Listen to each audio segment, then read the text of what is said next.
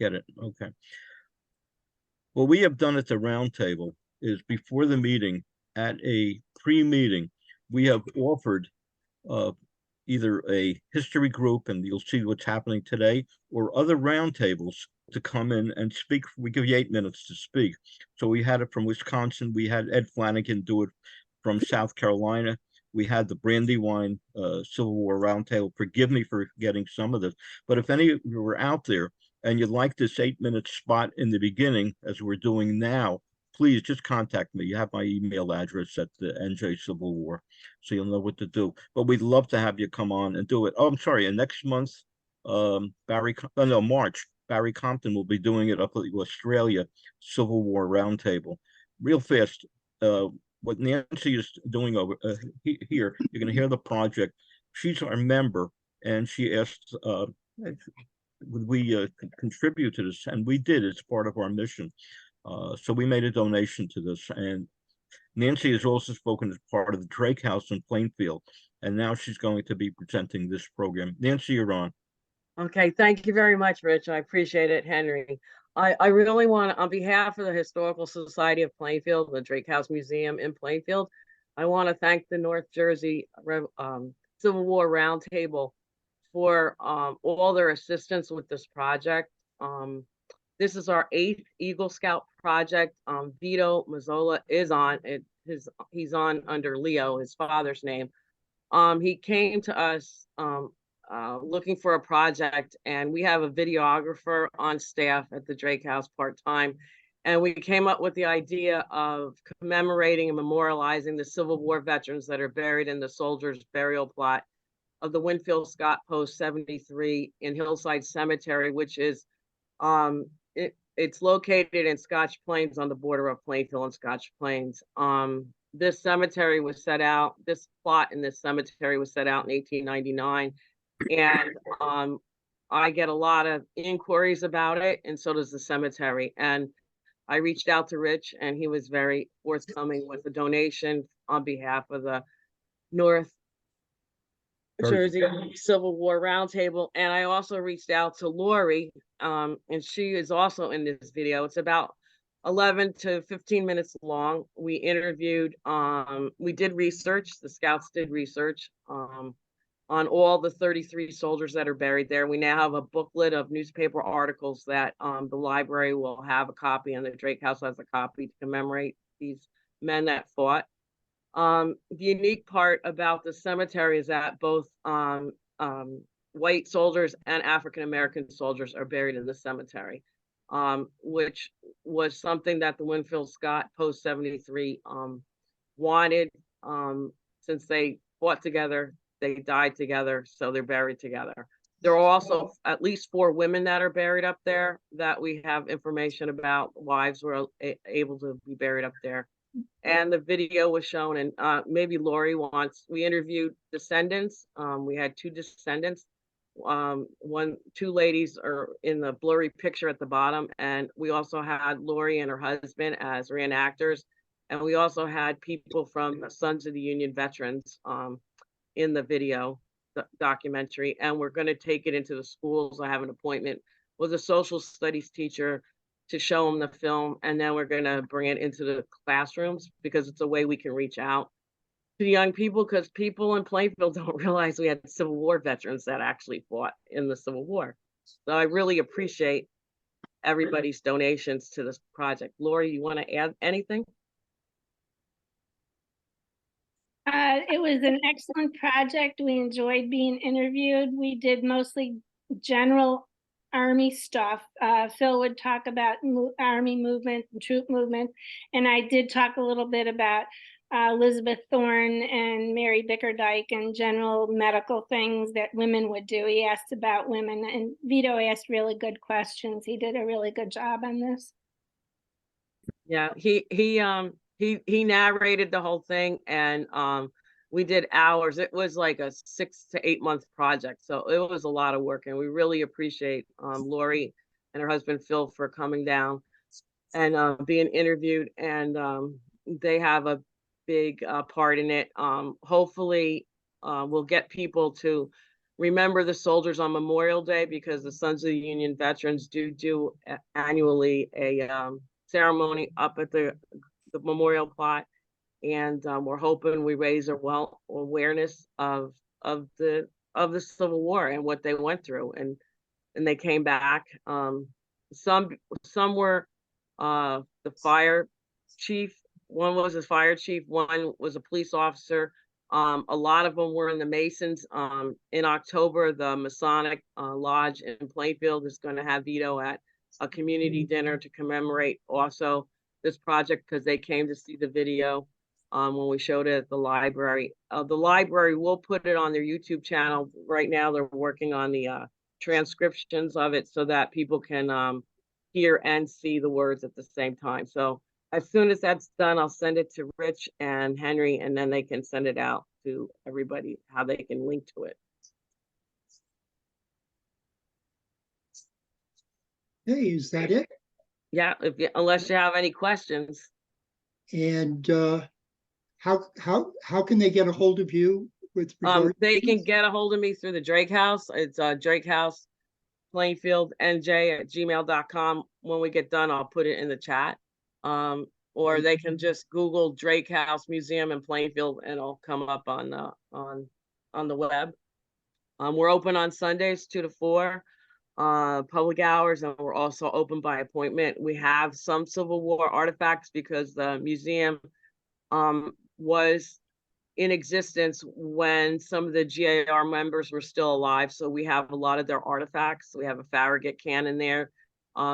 The film also talked about Julian Scott, who painted the death of General John Sedgwick. We have that painting inside the museum. That painting is also down at Spotsylvania in the a copy of it's down in Spotsylvania at the visitor center in Spotsylvania, because the National Park Service asked us for a copy of it.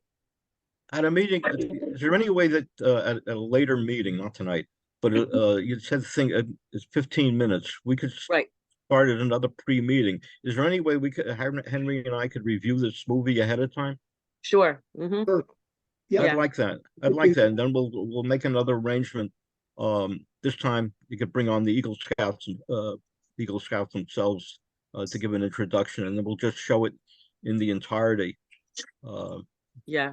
What Okay. it is, or what, and then we could see Lori interview. Right. No, I think In that's her- important. in her It's important. period attire. It was really amazing. It was really amazing. So we really appreciate you, Rich and Henry, and the whole group, and your contribution, because it really went a long way to help us finish the project. And you're also thanked in the credits at the end of the documentary. Ooh. Well, I think that's the important part of basically of any organization, to support other organizations as part of your mission, as far as education goes. Give the introduction. Frank Varney has been a previous speaker at our roundtable, speaking at the Parsippany Library, and we have offered our program real fast before we get started to any library who wants to have our link and supply it to their patrons. We don't ask for your email address. We give you the link, you send it to your own patrons. So it's not a question of we do it. We're not a fundraising organization. We just present programs of the Civil War. And that's where we're coming from. So, and quite a number of roundtables around the country, including, I mentioned before, California. We are on this program tonight. We have a members as a result of Zoom, where we're just formally a very organization that met in one locale, depending on how far you wanted to travel in traffic or after supper. But suddenly we became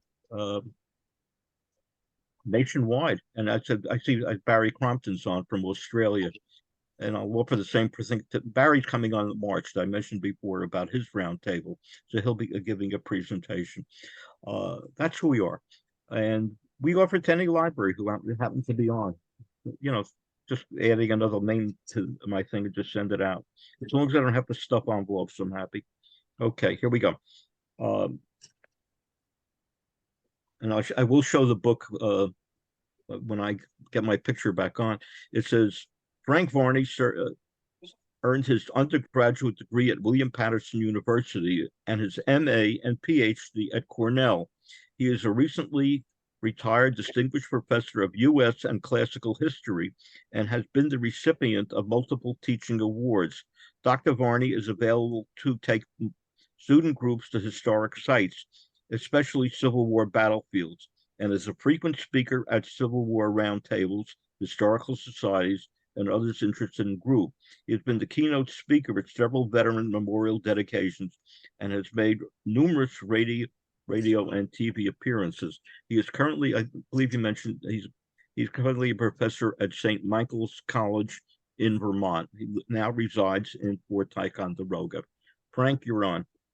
Thank you very much, Rich, and thank you everyone for being here.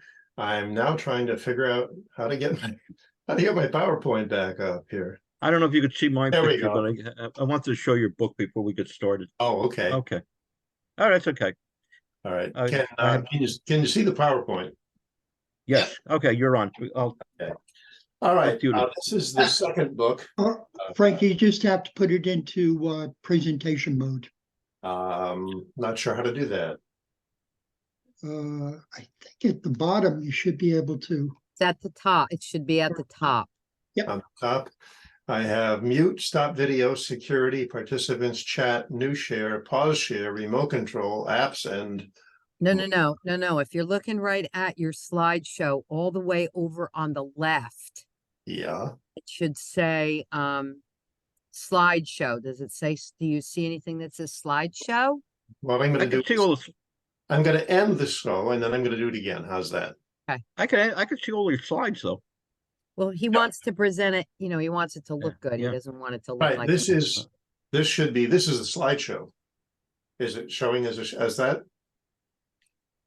the only thing that I see is as if you were working on it. So Right. in other words, I don't see like the full, That's just the very page odd. itself. I see General Usually Grant in down there. in PowerPoint on the bottom right-hand side, it might be an icon that looks like a old-fashioned screen. Like if you were showing slides. Down on the bottom right, Bottom right. and one of them is slideshow. Oh, I see. Okay. Slide sorter. Henry, can you work it? How's No, that? I don't have a copy. Oh, I did the thing on the Hello. bottom right of the screen, and this is what we got. From the beginning, you have a click on from beginning. Yeah, this is the beginning. I'll try that again. No, click on, because it said, that says start slideshow. Right? Right now, it doesn't say anything down at the bottom of the screen. Let's click from beginning. I'm reading your book online and making good time, and I'm enjoying it about your church. Looks like you're Your gonna have Churchill time to do quote. that. Who writes the history? It's Dr. Braverman, and I Okay. appreciate it because Augustus said that Jesus was going to okay. disappear. All right, do me a favor. I want Henry, everybody's voice, Yeah, if- voice from now on. Okay, because Sure. But yeah, there Here we you go. go. You got it. everybody's voice off, Henry. Okay. I will. Are we okay now? Yep, you're good. Okay. All right. All right. This is the second of two books I've done on historical memory. I teach a course on the process of historical memory at St. Michael's. And this one is General Grant and the Verdict of History, Memoir, Memory, and the Civil War. Now, I am going to assume that even though I've spoken to Rich's group a couple of times, that not everyone who's watching us tonight has either read my first book or seen me present about it. So I'm going to spend just a couple of minutes at the beginning of the show talking about that to put it in context. All right. This is a quote from Winston Churchill. History will be kind for me, for I intend to write it. But it could easily have been a lot of people, including Ulysses S. Grant. Bottom line is, people who write history, when it involves them, they're always going to come out looking good. Everybody's going to be the hero of their own memoirs. That's just human nature. Yes, some people may admit I didn't do as well as I could have done there, but for the most part, humans being what we are, if something goes wrong, we're going to try to find a way to make it look like it wasn't really our fault. That's just kind of the way things work. And unfortunately, for some reason, people seem to have forgotten that memoirs are not a historical document. A I see the memoir, picture. It's got it. The sound sucks. I mean, there's no sound. Okay, I get sound. Okay, look, on their end, like they didn't turn it on or? No, it's my end. Okay. Since I got out of using Zoom. Are there people there who can hear me? let Frank Varney speak, please. Okay. Come on. Historians understand that memoirs are there's somebody trying to tell their part of the story, and yet for some reason memoirs seem to be treated like a historical document. Now, part of that could be the very dramatic setting in which he wrote it. I mean, the poor guy was dying of esophageal cancer. He was in a lot of pain. He was under enormous stress because he was bankrupt, and he was racing to finish his memoirs and finished them only a few weeks before he died. And he finished them and passed away only about 2 hours south of where I'm speaking from, just outside Saratoga Springs, New York. There are people who mistakenly believe I don't like Ulysses S. Grant. There are things about General Grant I don't care too much for, but overall, I think he tried to do the best he could. Unfortunately, a historian's reliance on his memoirs has in some cases given us a rather distorted view of what happened. Okay, this is the Battle of Shiloh. Just again, I'm talking a little bit about the first book. Grant was caught by surprise at Shiloh. I don't think there are very many people who would dispute that. And yet he went to his grave denying that he'd been surprised. In fact, he said in a letter to his father, which was published in the newspapers, that we could not have been better prepared had they given us 3 days' notice that they were going to attack. Well, if that's the case, then we need to ask a few questions like, okay, how come your command was not entrenched? In fact, his superior officer, Henry Halleck, had ordered him to entrench, but General Grant had chosen not to. Why were you actively patrolling, in spite of the fact that there were numerous sighting reports that said there were Confederate forces in the vicinity? Why, the day before the Confederate attack, did General Grant send a message to Halleck and say, I do not anticipate anything like an attack being made upon us? And most importantly, why, when the attack came, was Grant 8 miles away on the other side of the river? Why wasn't he with his command? So it's pretty obvious he was caught by surprise. And yet he denies it, and historians sort of say, well, okay, he's that's just, that's wrong. And yet here's the thing. If somebody lies to you, and you've proven that they've lied to you, don't you have a natural tendency towards skepticism the next time they tell you something? I'm not saying you don't believe anything they say, but shouldn't you tend to be a little bit more aware that they've lied to you at least once? And then, who knows, maybe they'll do it again. So maybe Grant's memoirs, maybe Grant's reports, maybe Grant's treatment of history needs to be taken with a little bit of a grain of salt. I mean, that's only fair we do with other people. Why shouldn't we do it with him? This is General William S. Rosecrans. His relationship Grant was the subject of the first book. And when I started doing my research back around the year 2000, I was rather surprised to learn that General Rosecrans was the only Union Major General who did not have a statue anywhere. There were a lot of Union Major Generals, and he was an Army commander. This isn't some non-entity who sat out the war behind a desk. This is a guy who was out in the field. He led his army in 5 battles. He won 4 of them. He was voted the thanks of Congress. He got a letter of thanks from Lincoln, and yet he's largely forgotten today, except in Los Angeles, because he was a congressman out there after the war. So one of the things I was trying to find out is, why do we have this low opinion of the man? Well, part of it is because Grant didn't treat him very well during the war or afterwards, and certainly not in his memoirs. So that's part of the reason, and it's kind of a shame. By the way, General Rosecrans does have a statue now in Sunbury, Ohio, about 30 miles north of Columbus. My wife and I were present for the dedication, and it was really quite moving. Okay, obviously this is a modern map. The interstate system didn't exist at the time, but this is just to kind of give you an idea of where events were taking place. Up in the upper right-hand corner there, you see Shiloh. That's where the battle was fought. And Corinth was the objective of the battle. After the Battle of Shiloh, Henry Halleck relieved Grant from command of the army and assumed command himself and led a very ponderous but ultimately successful drive to capture Corinth. Halleck was then called east to Washington. Grant resumed command of the army, and Confederate forces under Sterling Price moved into Iuka, southeast of Corinth. Now, Iuka had no intrinsic value of itself, in and of itself, but it was a good jumping off point to if you're going to attack Corinth. And Corinth was a major railroad junction at this time. So Grant devised a plan with the cooperation of Rosecrans. In fact, it was really, according to both of them, it was more Rosecrans' plan than Grant's, that they were going to launch a two-pronged attack to get Price out of Iuka, and if possible, decimate his army.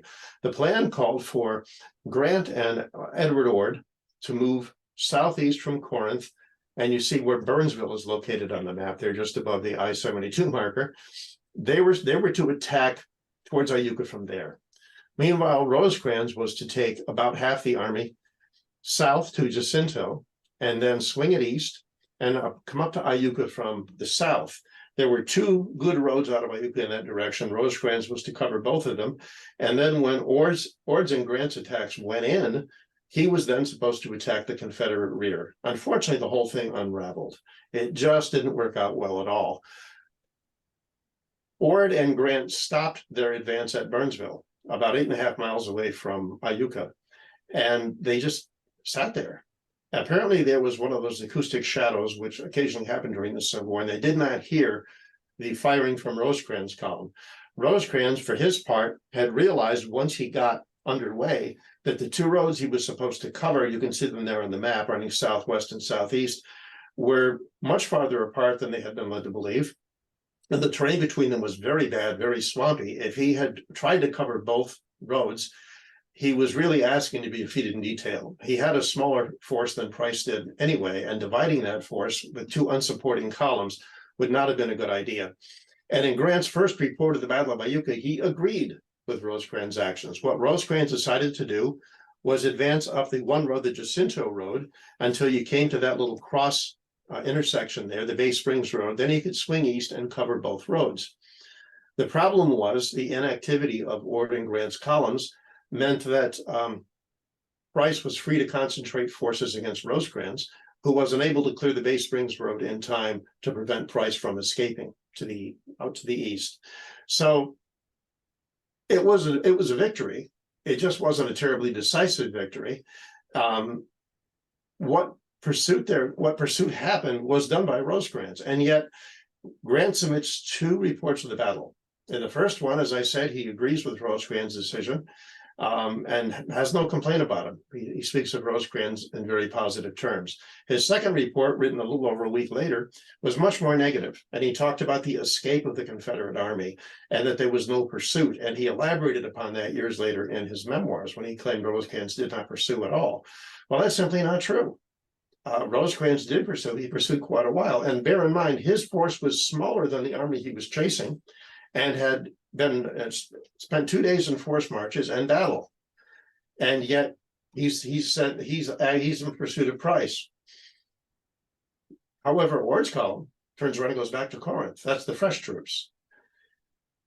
Also, the only messages we have that are in the OR today and are in the Rosecrans papers and are in the Grant papers are orders from Grant to Rosecrans calling off the pursuit. So it's simply not true to say that Grant ordered Rosecrans to pursue and Rosecrans did not. That's pretty much the opposite of what happened. Okay, before I go on to the Battle of Corinth, I just want to bring your attention to something odd. At Iuka, there was a period of 40 hours, in which Grant and his force is apparently sitting inert in Burnsville. Why? A staff officer of Ord's, who later served under Rosecrans, said in a letter to Rosecrans, General Grant was at Burnsville. Did he know where his army was? In that period of 40 hours, not a single order leaves Grant's headquarters over Grant's signature. Not one. And yet he says in his memoirs, I was at the depot in Burnsville at my headquarters directing the movement of my columns. Well, how? He didn't send any orders. The only few orders that did go out were over the signature of staff officers. And then two of those staff officers, Colonels Dickey and Legal, got on horseback and rode 23 miles to where Rosecrans' column was to find out what the plan of action was supposed to be. One would think they would know that, having just left Grant's headquarters. So you've got to wonder what was going on in the depot in Burnsville. After the action, there were reports in Ohio newspapers that Grant had been inebriated. Now, I don't know if that's true or not, but something odd was going on there. Because again, he's not moving, nothing's happening, and he's not apparently keeping track of the movement of his columns. Maybe he was sick, I don't know, but it certainly seems something very strange was going on. And for him to then blame Rosecrans for the escape of the Confederate Army seems rather unfair. Okay, but Iuka falls. Rosecrans is put in command of Corinth with the largest element of Grant's forces. Again, Corinth was the object of the whole campaign. There are other forces. Sherman is at Memphis with a smaller force, but he has gunboats on the river who can help him. Hurlbut has a somewhat larger force at Bolivar, smaller than Rosecrans. He's got about 8,000 men. Sherman had about 6,000. And Grant is at Jackson, Tennessee, with yet another column. Rosecrans, however, has more than half of Grant's total force. Well, Sterling Price's force joins with Earl Van Dorn and they attack Corinth. And it's a very, very hotly contested battle. Rosecrans' forces are driven back into defenses that he had prepared around the city of Corinth. And he holds his ground against a larger Confederate force. One oddity of the Civil War is that William Rosecrans was, as far as I can tell, the only Union Army commander who generally was outnumbered. Usually Union forces had the preponderance of numbers. That doesn't seem to have been the case in Rosecrans' instance. He either was outnumbered or it was a very, very close approximation of force. He was outnumbered again in this, as he had been at Iuka. He did hold on, and a relief column was dispatched from Grant, commanded by James McPherson.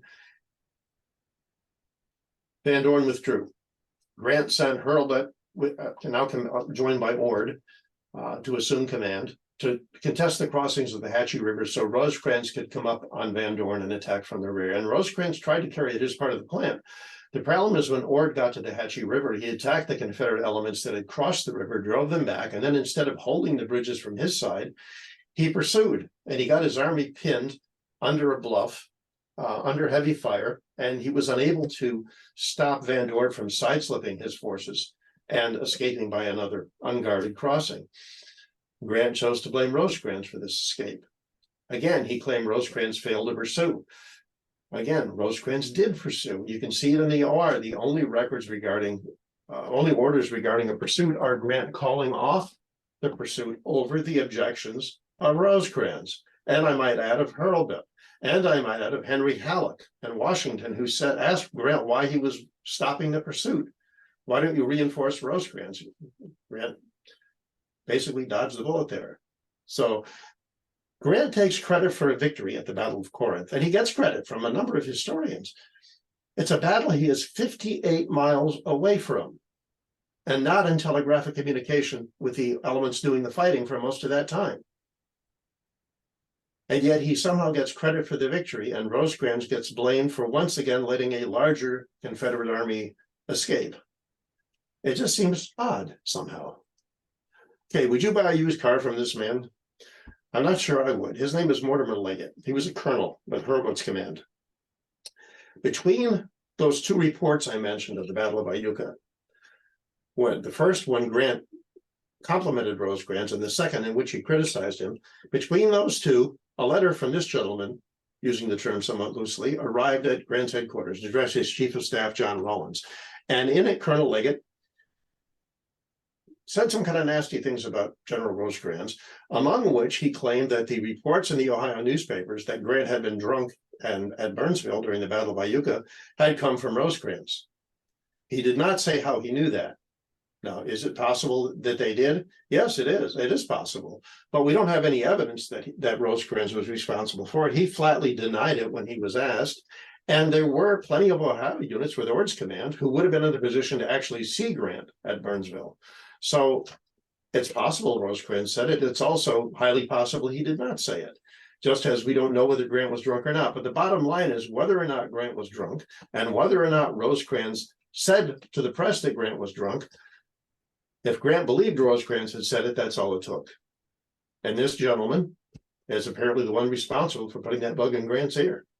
So Colonel Mortimer Leggett, otherwise something of a nonentity in the Civil War, may have contributed to the feud between Grant and Rosecrans. Okay, the Battle of Stones River. Rosecrans is given a separate command, which he renames the Army of the Cumberland. He fights the battle at Stones River on New Year's Eve, New Year's Day, and he wins. There's no getting around that. He wins. At the time, it was considered an important victory. As I said, he was voted the thanks of Congress. He got a very nice letter from Lincoln thanking him at the time when the country sorely needed a victory. You provided one. And yet today, it's either treated as sort of a bloody draw, or as one historian put it, if it was a victory, it was only in the most marginal sense. And Rosecrans' contribution seems to be largely ignored. Late in the war, Grant was at a cabinet meeting when he was now general-in-chief of the Army, and Lincoln listed Stones River among a number of other Union victories. Grant interrupted the president to say Stones River was not a victory. And Lincoln said, well, on that we'll have to disagree. Today, Rosecrans' role in it is nearly ignored. Interesting thing, a number of years ago, I was doing a book signing at Stones River National Battlefield Park. The visitors have a lovely visitors center. They're very nice people.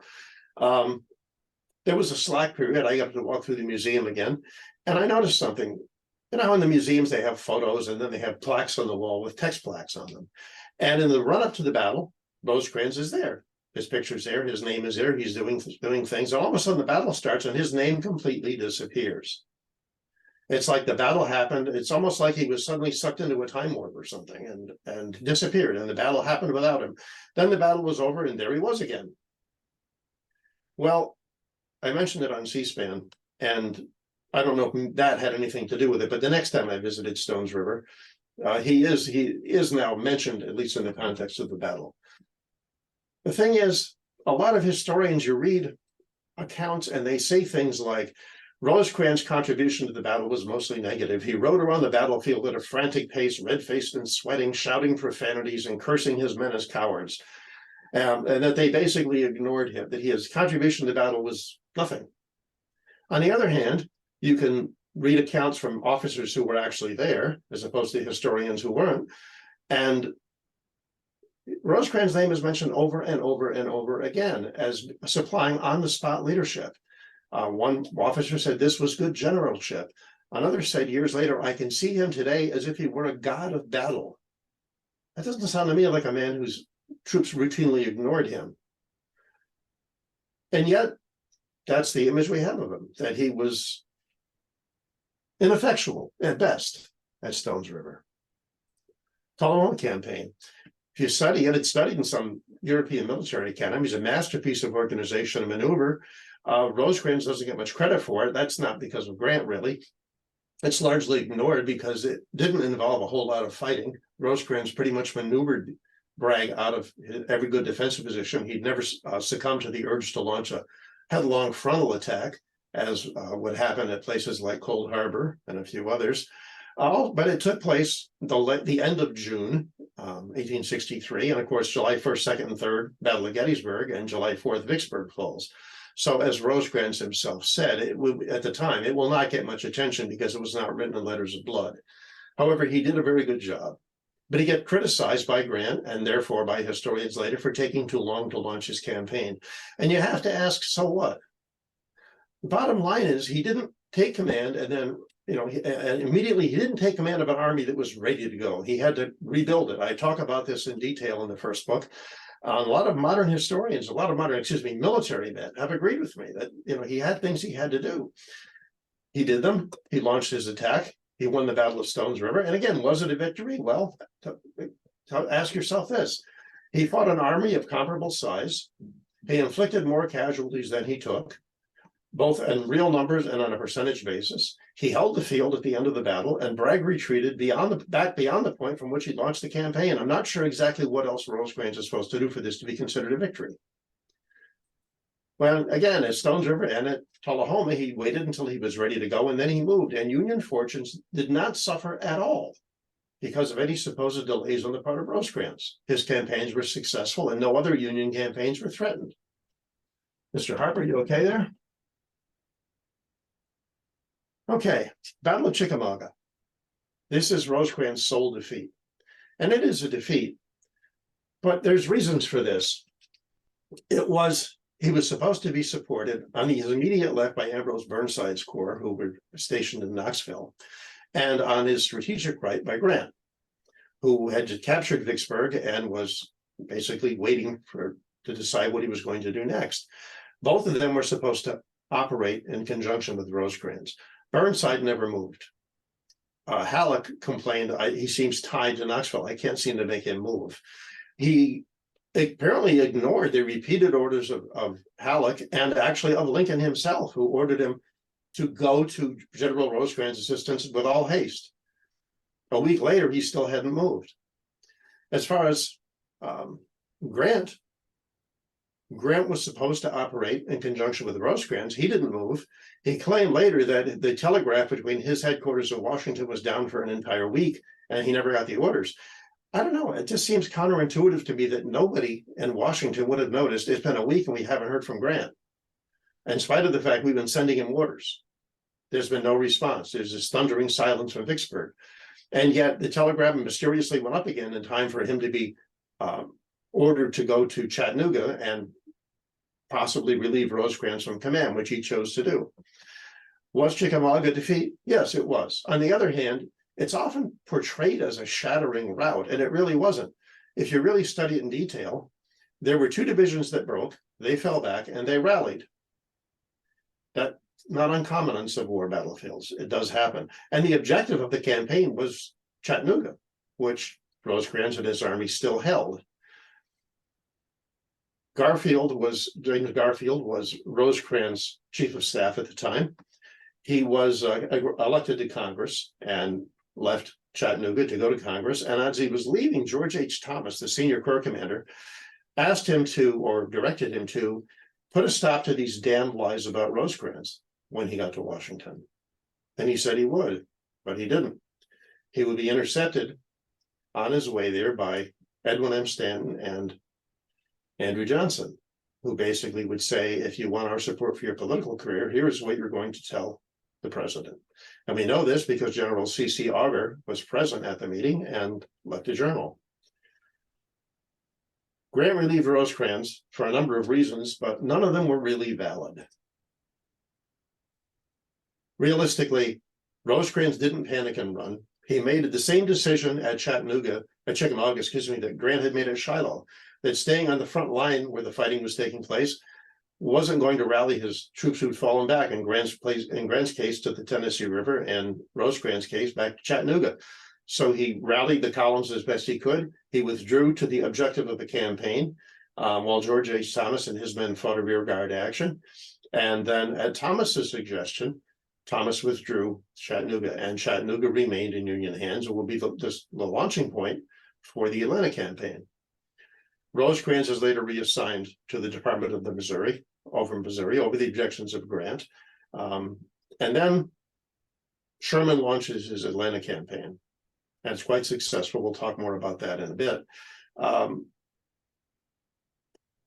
But when he starts the Savannah campaign and Hood bypasses Sherman's army and drives north into Tennessee, Grant, in a fit of near panic, according to one historian, starts pulling in reinforcements from where he can get them. I can't blame him for that. One of the sources was Rosecrans. The problem is, this was just as Sterling Price's Great Missouri Raid was taking place. So Rosecrans lost most of his effective troops.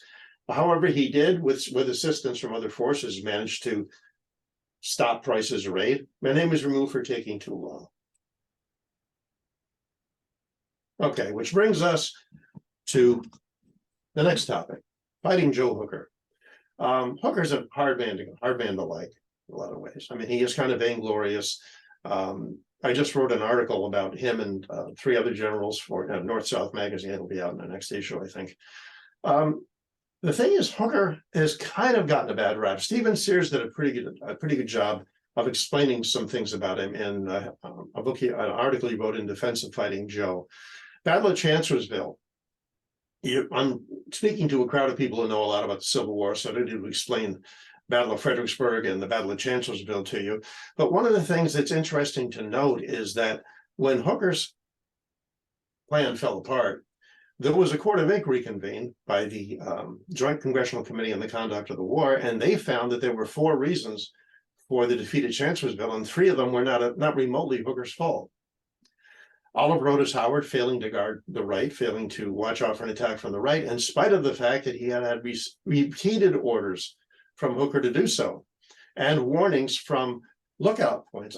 In the Hooker papers in the Huntington Library in Arcadia, California, there are copies of the signals that were being sent not only from Hooker's headquarters, but from observation posts to Howard, warning him of heavy enemy forces moving on his right. For God's sake, watch your right. For God's sake, prepare to receive them. He did not. He even refused reinforcements sent by Hooker. Angrily refused them, apparently. So Howard's failure to guard the right, it's hard to blame Hooker on that. Excuse me. Hooker being concussed, as you know, while he's leaning against the pillar in his headquarters. That's not anything he could really control. Even General Doubleday, who didn't like him, said that Hooker's, as he put it, his want of precision was not his fault at this point, because he was in great pain and quite heavily dazed. If you ever had a concussion, you understand how that works. And finally, when he sent orders to Sedgwick in Fredericksburg with the 6th Corps to attack and come behind Lee, Sedgwick made what has been described by many officers, including many of Sedgwick's own command, and the Court of Inquiry agreed, a half-hearted effort at best. Now, this doesn't make Chancellorsville a victory. Hooker's still defeated. He's expected, Army commanders have to overcome difficulties. He didn't do so. But it's not this case of Joe Hooker losing faith in Joe Hooker, as we've been told. He never said that. I mean, Sears, again, made a pretty solid refutation of that in that article in Defense of Fighting Joe. Okay, Lookout Mountain. This towers over Chattanooga. I'm going to be there again in a few days. I've been in Chattanooga many times. I'm sure some of you have as well. And Hooker, is when the siege of Chattanooga is going on, and by the way, Rosecrans' army was not starving. I found references to the Cracker Line by that name and dozens of letters and journals of troops who were in Chattanooga at the time. They were referring to the Cracker Line by name. Before Rosecrans was relieved, it was up and running already. Grant did not take command in Chattanooga and miraculously opened the Cracker Line in 3 days. It was already working. Supplies were flowing. So anyway, Hooker's there. He's with 2 corps from the Army of the Potomac. Grant's plan is Sherman is to attack the Confederate left on Missionary Ridge. That's to be the main blow. Hooker is to attack the Confederate left on Lookout Mountain. And George Thomas's Army of the Cumberland is to move to the base of Missionary Ridge to kind of pin Confederate reserves. The problem is Sherman never actually gets up on Missionary Ridge. He winds up on Tunnel Hill and he gets held up there. Hooker, on the other hand, fights his way up and over this enormous mountain. I mean, I've been up and down that thing a few times. It's hard to do even with nobody shooting at you. He takes Lookout Mountain. He drives down the other side. He begins bridging the ravine between Lookout Mountain and Missionary Ridge. And eventually he does get across and he starts driving on the Confederate left. Meanwhile, as I'm sure you know, Thomas's Army of the Cumberland, when they're ordered forward by Grant to seize the rifle pits at the base of the ridge, they just keep on going up and over Missionary Ridge. Okay, so it's a victory. Grant's the Army commander. He deserves credit for the victory. No problem there. The problem is Grant claims all of this was part of his plan. In fact, he will go so far as to say, of all the battles I fought, none followed my plan of action as closely as the Battle of Chattanooga did. Again, as with Shiloh, he's not telling us the truth. Historians realize that, but they sort of shrug it off. But again, we now have 2 instances where we know Grant was really blatantly lying. So why do we then accept what he says about all sorts of other actions and other people? Also, Grant will demean Lookout Mountain. Years after the war, he would, when he was former President Grant, he was traveling through Europe. He gave a lengthy newspaper interview in Hamburg. And one of the things he said was that there was no battle above the clouds. It's all a romance. It's a fantasy. There was no fighting on Lookout Mountain that day. Well, that's not what the accounts of soldiers say. Soldiers who were with Hooker and soldiers who were down in the valley and who were watching the muzzle flashes and the cannons and cannon strikes and things as the fighting's going on. There was a battle there that day. And unfortunately, Grant again chose to demean Hooker and his command by saying there wasn't. So the other thing that Grant says about Hooker, he claims in his memoirs, Hooker was always trying to rally to his side subordinate officers, to assume airs beyond his scope of his command, to exercise an independent command. The problem is he never says when it happened. I mean, when? There's no indication of it happening while Hooker's in the East before Chancellorsville. At Chancellorsville, he's the Army commander. So when did it happen? Didn't happen here. The only potential instance is Sherman later claimed that Hooker tried to give orders to Schofield during the Atlanta campaign, but Schofield himself denied it. So no, it didn't happen. Okay, Battle of Chattanooga, as you can see, Hooker coming up from the bottom of the screen here on the Confederate left, Sherman held up on the right, and Thomas's men cracking the Confederate center.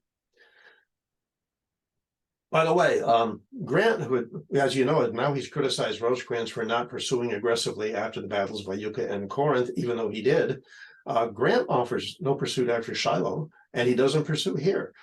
Hooker launches his force in pursuit. He's recalled by Grant, who later complains that nobody pursued. I don't know. It's just, it's odd. You know?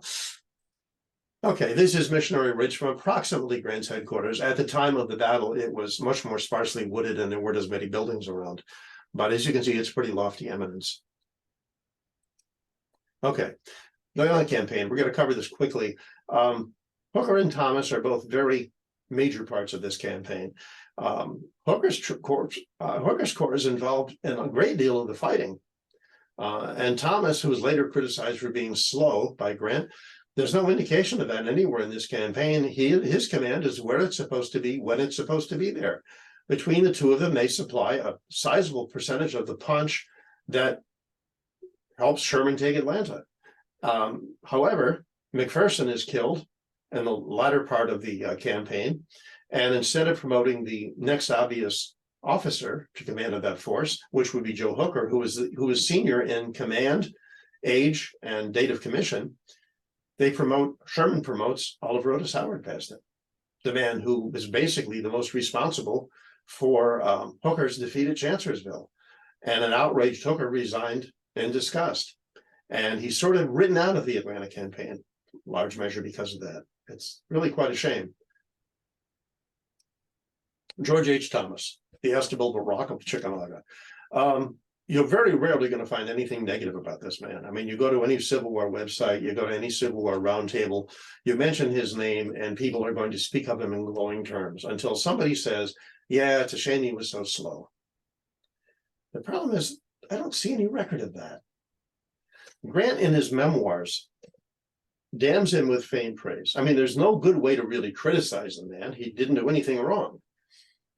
He's the Rock of Chickamauga, for God's sake. Rosecrans would later say, of course he was the Rock of Chickamauga. He was my rock. Grant says in Grant's memoirs that if Thomas had been holding the line that Sherman had to attack during the campaign for Atlanta, it would have been very difficult for Sherman to do that because Thomas was really good on the defensive. However, he could not have conducted the offensive campaign that Sherman did.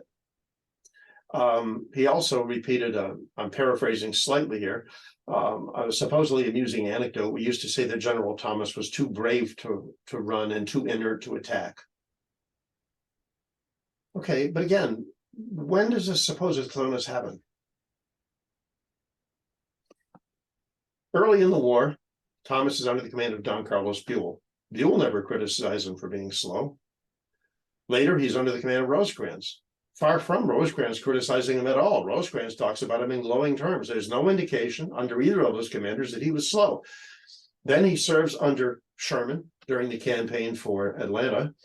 And Sherman retroactively complains that Thomas was sometimes a little slow. But he doesn't seem to complain much about him at the time. You got to kind of wonder if Sherman's recollections are being sort of colored by Grant's dislike of Thomas and Sherman's friendship with Grant. Well, when Sherman launches the drive to the sea, he leaves Thomas behind. It's expected not much is going to happen in Tennessee. And he leaves him with what Sherman himself describes as the misfits of the army. He's got dismounted cavalry. He's got understrength artillery. He's got the walking wounded. He has no pontoon bridges. He's hasn't got any units he's really familiar with. It's expected, probably, and some other people have said this, that what, including McFeely, that what Grant expected was that as at Chattanooga, Sherman was intended to reap the laurels here.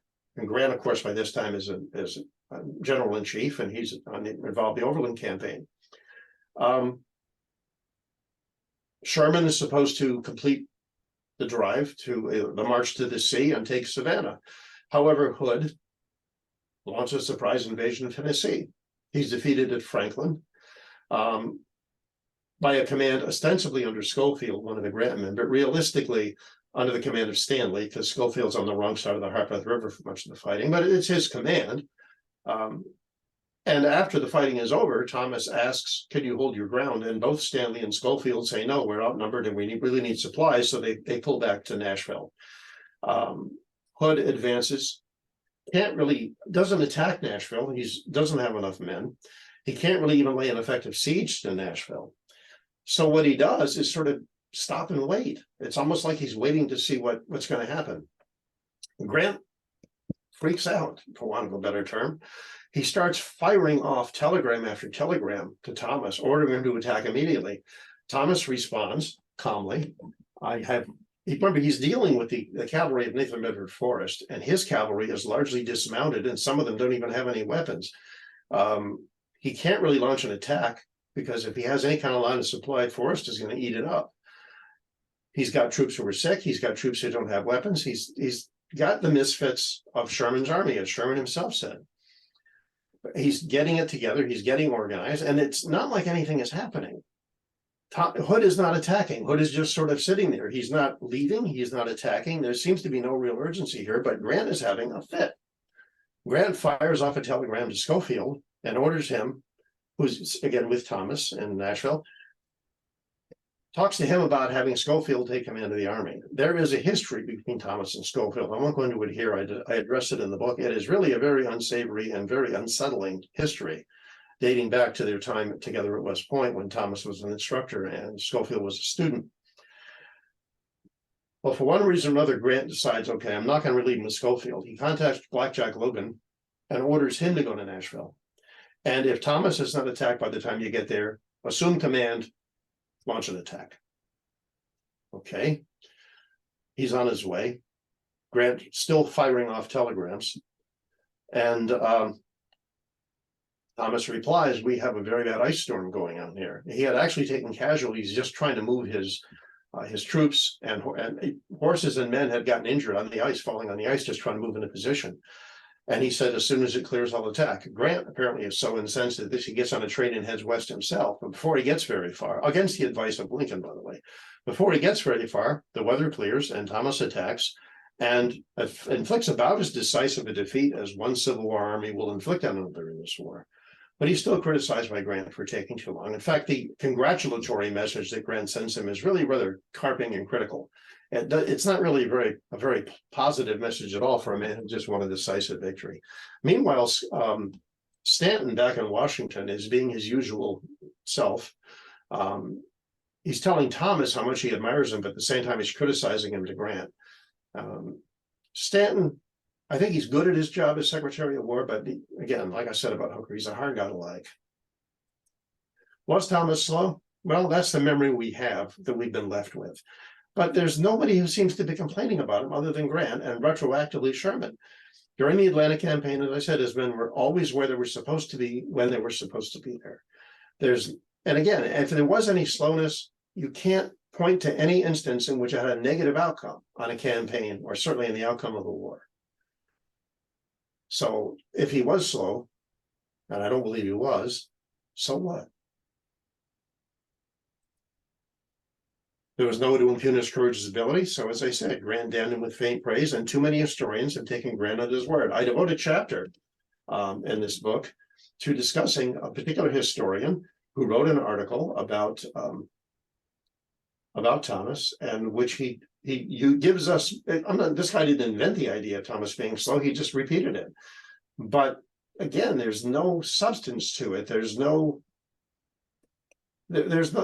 to hang it on, to hang this accusation on.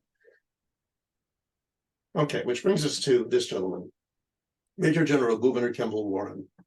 I think one of the most tragic figures of the Civil War. He fought in every major action of the Army of the Potomac and was one of the heroes of Gettysburg. He functioned very well as engineer of the Army of the Potomac. Hooker relied on him heavily at Chancellorsville. Warren's maps are incredibly detailed. You can see them today in the Warren papers in Albany and in the Hooker papers in California. And yet he was relieved from his command 9 days before the end of the war after victory. Why? Well, the story we've been told is that he screwed up during the Battle of Five Forks, and Phil Sheridan, in one of his tempestuous rages, unfairly relieved Warren from his command. Well, that's the story. Let's look and see if that's what really happens here. This guy actually is partly responsible for getting Warren in trouble. Ambrose Burnside. Okay, how did that happen?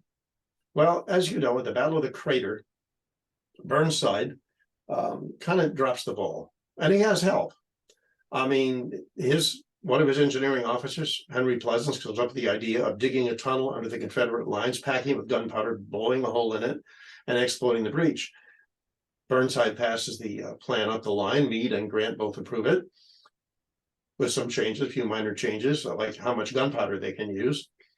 Burnside pulls a unit out of the line. It's one of his closest to full strength units, and highly motivated men who are itching for a fight. And he trains them pretty precisely in what they're supposed to do. Unfortunately, at the 11th hour, Grant and Meade discover that the unit he's going to use is, in the parlance of the times, a colored unit. And they order him not to use it, use a different unit instead. Burnside, instead of choosing a unit, he apparently has his division commanders draw straws, and it falls to what many often consider the worst division commander in his corps. And the attack is a bloody failure, which of course leads to a court of inquiry. And this is why Burnside gets Warren in trouble. Warren's Fifth Corps was right next to where this happened.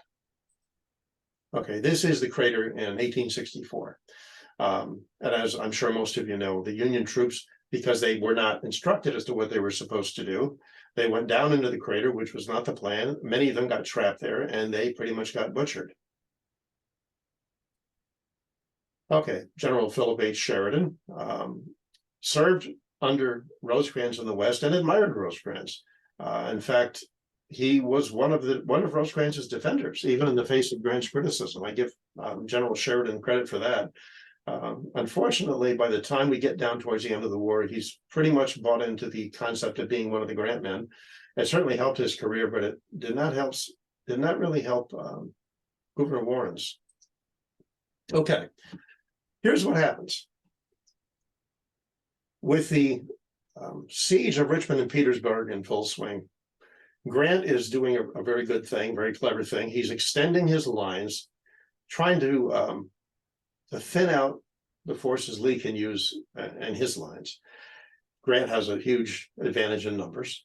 So he sends Sheridan with his cavalry to seek out the Confederate right south Petersburg. And he finds it at Five Forks. And there's a fight there on March 30th and 31st. And Sheridan believes that there's an opportunity here if he can get reinforcements. Well, the closest corps is Warren's corps. And Warren is sent to, he's given orders very late at night to move his corps. He's in contact with the enemy, move his corps to the support of Sheridan. And he has to take over the roundabout route to do it. Now, part of the problem was it had been very heavy rain for several days. I have a lot of accounts of this in the book. There's a bridge out, it's over Gravelly Run, and had been destroyed. He had to rebuild that bridge in pitch darkness and very heavy rain over a very swollen stream. Then he had to march down, these are, of course, dirt roads through heavy wilderness to reach in the position that he's supposed to be in, but he does. And the next day, April 1st, the Battle of Five Forks. Now you notice Warren is on Sheridan's right. Warren is told by Sheridan that the Confederate positions extend along his front. That's very heavily wooded land. And he launches his attack according to the dispositions that have been given to him by Sheridan. The problem is the Confederate left does not extend that far. It's been refused. So his troops get into the heavy woods. He realizes something is wrong. He goes into the woods himself and he redirects them. They attack the Confederate left, as Sheridan described it, like an avalanche, and they broke the Confederate line. And the Battle of Five Forks was a victory. And then Warren was removed from his command. He should have had his day in court within 30 days by Army regulations. He demanded a court of inquiry. It took him 18 years to get one because Grant was general in chief and denied it. Then Grant was interim secretary of war and denied it. Then he was president for 2 terms and denied it. Then Sherman was general in chief and denied it. And the next guy up was going to be Sheridan, who obviously wasn't going to grant it because Sheridan's the guy that actually issued the order to relieve him. The inquiry finally came about when Rutherford B. Hayes, who was no big fan of Grant, ordered it. There were 81 days of testimony dragged on for 18 months. Took place on Governor's Island in New York City. Here's the charges against Warren. He'd been slow in his night march and failed to reach his position by the appointed hour of midnight. That having reached the vicinity of Five Forks, he was slow putting his troops into action. That he didn't follow Sheridan's orders for the attack, that he didn't exercise adequate control over his troops, that he permitted one of his divisions to break and did not inspire his men, and that he ignored a direct order by Grant. First of all, this is Gravelly Run. I took this picture on a dry August day, not the middle of the night after 3 days of heavy rain, when it was swollen to, as one engineering officer put it, triple its normal size. Warren had to get his men across this. These are the kind of roads he had to take. This is a road in that area today. Obviously, most of the main roads are paved. A cavalry officer of Sheridan's command said that the mud was so deep that horses sank into it up to their fetlocks and had to be hauled out. And Warren's men marched across this road. That he was slow putting his troops into action. Well, when his column arrived where Sheridan was, they were ordered to stand down until Sheridan sent for them. Stand down and cook coffee is exactly what Sheridan said. Sheridan, if Warren was late getting there, as was later recharged, Sheridan showed no concern about it. He wasn't angry. He was taking a nap when Warren arrived. He sent officers to meet Warren's men, and when they came to the head of Warren's column, they expressed surprise that he was as far along as he was. One of Sheridan's own officers said that the movement of the Fifth Corps was delayed due to the led horses of the cavalry, Sheridan's command, who were making a reconnaissance. That he didn't follow Sheridan's orders. Sheridan claimed Warren issued orders that were at odds with what he had told him to do. Multiple witnesses from Warren's headquarters staff and from Sheridan's testified they saw Warren copy Sheridan's map. Sheridan scratched out on the ground what he wanted. Warren copied it to a map, showed it to Sheridan, and Sheridan said, that's it. Then Warren wrote out his orders accordingly. Sheridan approved them. Warren said under oath, if it wasn't what he wanted, I would have obviously changed what my orders were. But Sheridan never expressed any dissatisfaction with the orders Warren gave his division commanders. That he didn't exercise adequate control. Well, as I said, Warren had to go into the woods himself to redirect his troops after Sheridan gave them faulty information as to where the Confederate lines were. That he permitted one of his divisions to break. Eyewitness testified. Troops retreated, but rallied and attacked with Warren at the head. And some of the officers who so testified were again officers of Sheridan's command. Sheridan's testimony included the following exchange. As far as I understand, you had no knowledge at the time of what General Warren did in this battle after you parted with him at the beginning of the attack. No, I had no knowledge. Did you make any inquiry to find out what he'd done? I didn't have time. You never asked him? No, I didn't. And yet he relieved him of command. After he testified, he had no idea what Warren actually did during the battle.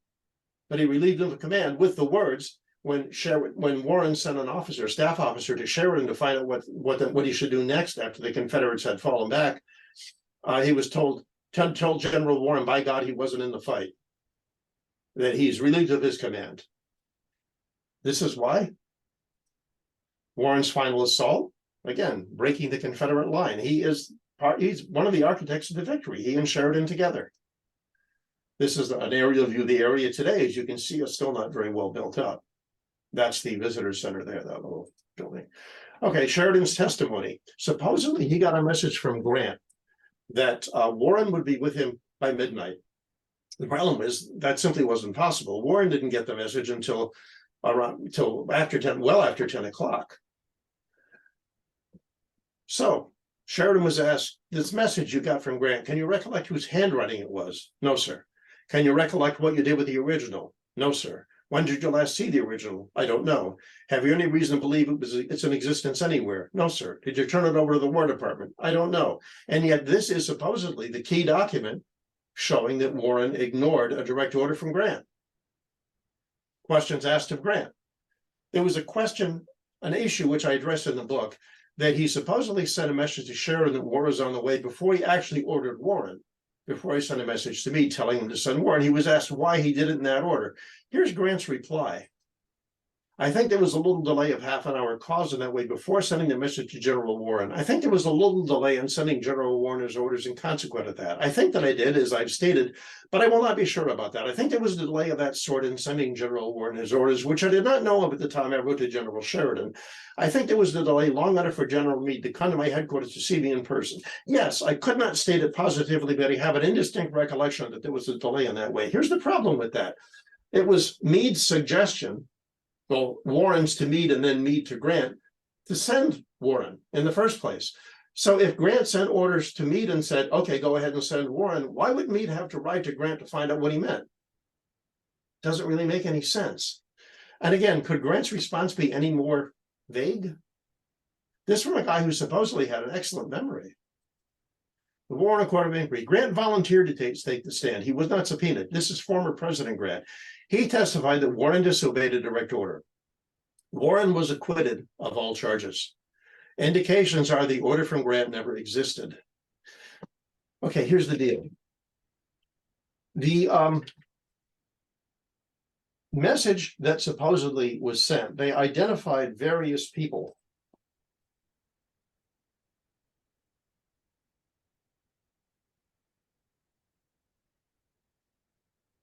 I'm just I want to make sure I get it absolutely right. Okay.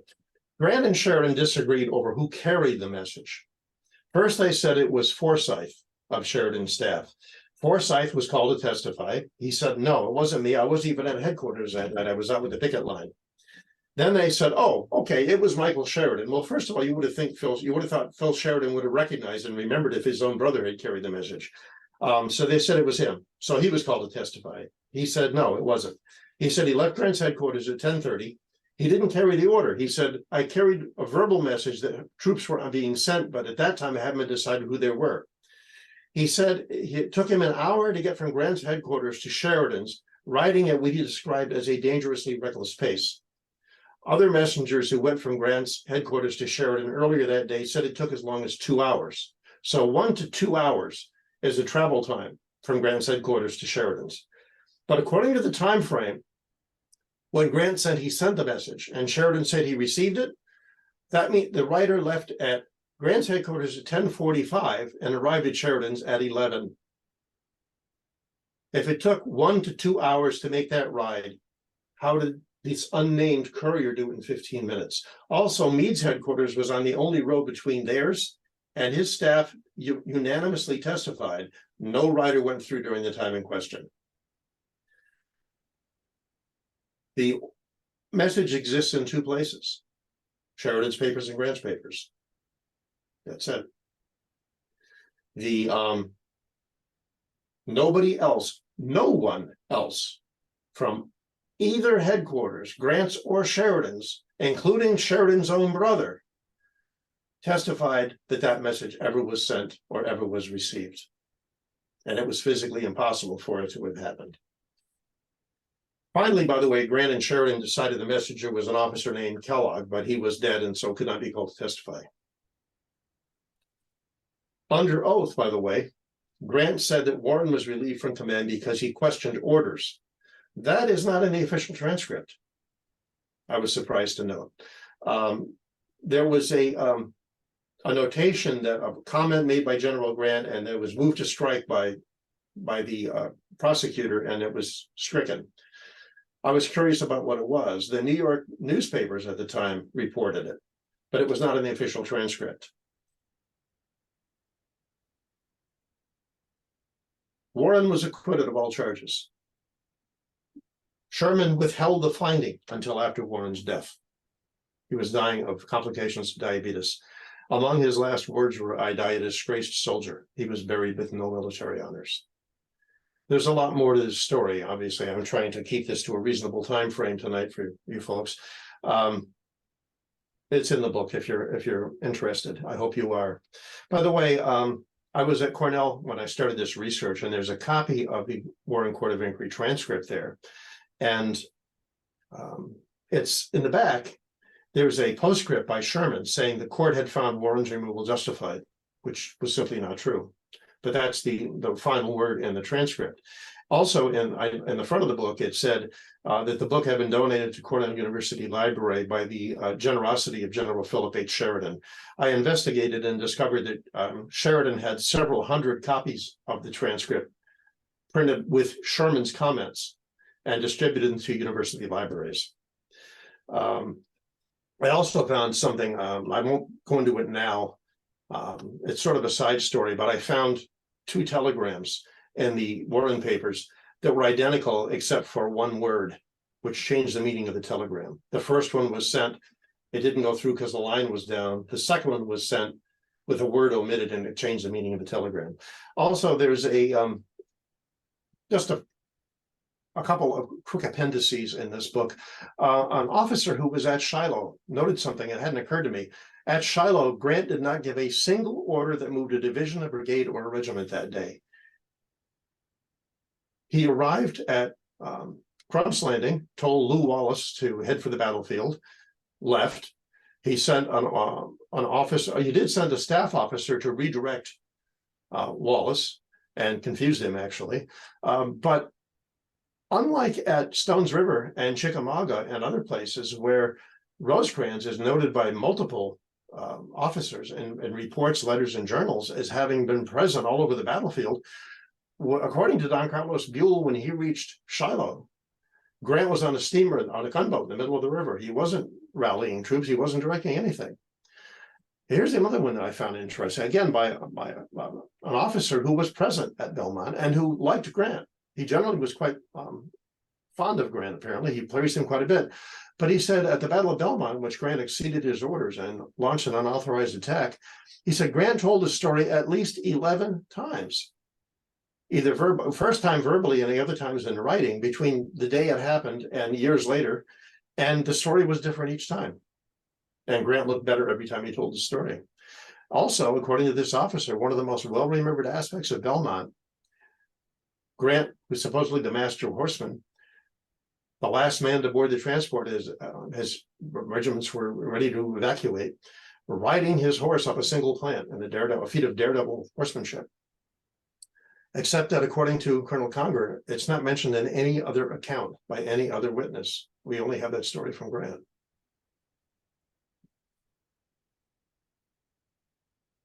Okay, any questions? By the way, for those of you who want to know, I now, as you mentioned, teach at St. Michael's College. I was retired for only a few weeks, and they contacted me, offered me a job. My email, if you would like to order the book, an autographed copy from me, you can do it at frankpvarney@gmail.com. I'll leave this up. And of course, you can also order, if you don't care if it's autographed or not, you can order directly from the publisher, which is Savas Beatty. Or of course, you can also order through barnesandnoble.com or Amazon. Okay. I'm available for questions if anyone has any. Thank you for your attention. Hi, Frank. It's Henry. One question in chat is the transcript of Warren's court martial available, I assume, to the public?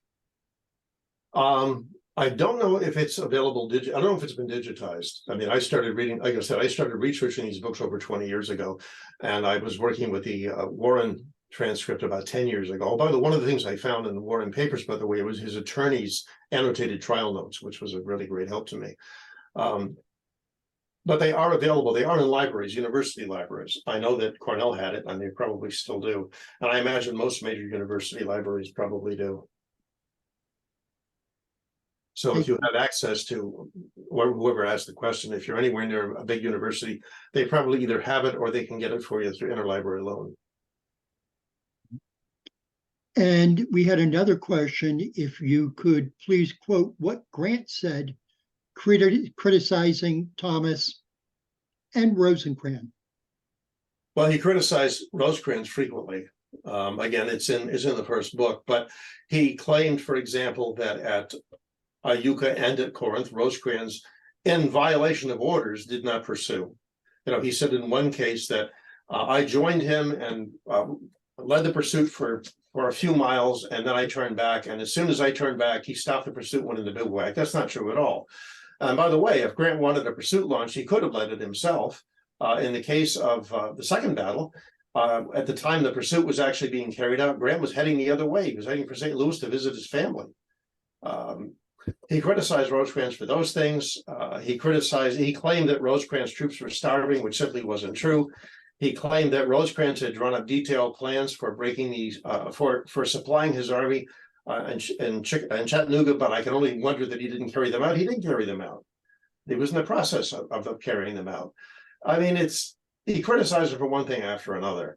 Thomas, the big thing was simply this idea that Thomas was slow. He never criticized Thomas for violating orders or failing to attack or anything else. But I mean, the attack on Missionary Ridge, there are multiple eyewitnesses who were at Grant's headquarters who reported Grant saying, Grant was furious when Thomas's men continued their attack on Missionary Ridge. Who ordered that attack? Thomas, did you order it? No, I did not. Did you order it? To the next officer. And the implication was heads were going to roll if this attack didn't succeed. And yet later on, Grant was happy to take credit for it. Now, he was the Army commander. That's fine.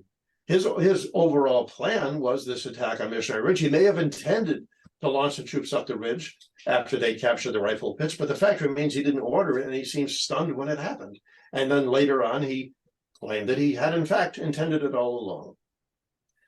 So those are basically what they were criticized for. The issue as to what he was angry with Warren for, I should have gone into more detail. During the Crater Court of Inquiry, Warren was asked, what went wrong? You had a good view, what went wrong? Warren's response was under oath. The failure was because there was no one at the point of contact, again, not quoting directly, but very closely, with the authority to give orders to all the units involved. George Meade was at the Court of Inquiry, and apparently he was disturbed. He stood up and he said, "Are you talking about me?" Warren didn't say yes, he didn't say no. He simply repeated word for word what he'd said himself. The failure was because there was no one there with the authority to give orders to all units involved. Well, the units involved were one from the Army of the Potomac, one from the Army of the James, and Burnside's semi-independent 9th Corps, which was attached to the Army of the Potomac by an administrative artifice because he was senior in command to Meade. The only person with the authority to give orders to all three units would have been the General-in-Chief, which would have been Ulysses S. Grant. He never named Grant, but Grant was quite positive that's who he meant. And that is who Warren meant. He wrote a letter to his wife in which he said, "I have gone up against General Grant. You must be prepared to see me disgraced." And he was. Grant waited for his opportunity. When one did not arrive, he invented one. And at the very end of the war, 9 days before the end of the war, he had Warren relieved from his command. He used Sheridan as his weapon to do that. Again, there's a whole lot more detail in the book than I can possibly go into here. So if you want more of the backstory, it's in there. Let me ask one more question. Sure. What are your thoughts on Ron Chernow's biography of Grant? It's very well written. I wish Mr. Chernow had gone and looked at what people have been doing and research other people have been doing in recent years. I'm not the only one who has held up a new mirror to Ulysses S. Grant. I'm one of sort of the second wave who did so. There were people years ago, McFeely being one, and a few others who didn't accept Grant at face value. Then, unfortunately, we had this group of people come along who seemed to think that if Grant said it, it must be true. Well, I obviously don't feel that's the case. Dave Powell, who's written some wonderful books on the battles in the West. Dave and I are friends, and he agrees with much of what I say. We may disagree on some minor details, but we do agree. And Dave is quite adamant that Grant was surprised at Shiloh and that he did not order the attack on Missionary Ridge. David Moore, who wrote a biography of Rosecrans, he was working on it at the same time I was working on my book. We didn't know the other one existed. We met at the dedication of the Rosecrans statue. He's quite critical of Grant. And there are others. Joe Rose wrote a wonderful book about Ulysses S. Grant. Grant Under Fire. It's quite critical of Grant. Phil Lee wrote a book called Ulysses S. Grant's Failed Presidency. Unfortunately, none of that information seemed to make it into Mr. Chernow's book. So it's, as one historian said to me, he told the same old story in the same old way. And I mean, it's comforting to reread the history we think we know, but if it's not accurate, it's not doing us really a service. It is a very well-written book. I'll certainly say that for it. I have one more question, which kind of, I think is a great one to end with. Were Grant's criticisms of his subordinates due to Grant's failure of command, or were they rooted in his personality conflicts? I think part of the problem is, it's easy to forget that we view history through hindsight. We read now about the Civil War, and we know that the Grant who comes very near to being defeated at Shiloh is going to go on to be a war-winning general and a two-term president of the United States. But Grant in 1862 doesn't know that. We have here what I think is an alcoholic trying to hold on to his job. He drank his way out of the Army once already. When he applied for a command when the war broke out, it took him a long time to get one, in spite of the fact they were scrambling for officers. If it hadn't been for the intervention of his congressman, Elizabeth Washburn, he might not have even gotten a chance at command again. His first battle is Belmont, first battle of independent command, and he sort of drops the ball there. He takes Fort Henry, but by the time his troops get there, the fort's already surrendered to a Confederate gunboat squadron, or a Union gunboat squadron. He takes Fort Donelson, but the Confederates very nearly break out while he's away from his lines conferring with the naval commander. He does take the fort. Then comes Shiloh when he's caught napping and very nearly defeated. At this point, and he's coming for criticism. I mean, Henry Halleck gets a telegram from Edwin M. Stanton demanding that what went wrong at Shiloh. Was Grant at fault? He actually asked us that way. And Stanton, Halleck, I think, covers up for Grant. He says that these things happen, and Stanton did not know that Halleck had received a report. I found this in the National Archives by a surgeon with Grant's command a few days before Shiloh, who claimed that Grant was, the charge was, drunk drunk in command and guilty of conduct unbecoming an officer. That complaint was sent to Halleck. Halleck referred it to the surgeon superior officer, immediate superior, for disposal. That superior being Ulysses S. Grant.